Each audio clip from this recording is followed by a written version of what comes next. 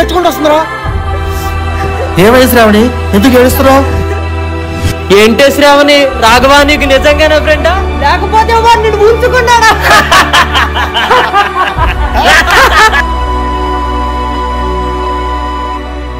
నా కొడుకుల్ని. రాఘవ ఎక్కడా? ఇప్పుడు దాకా ఇక్కడే ఉండాలి కదరా.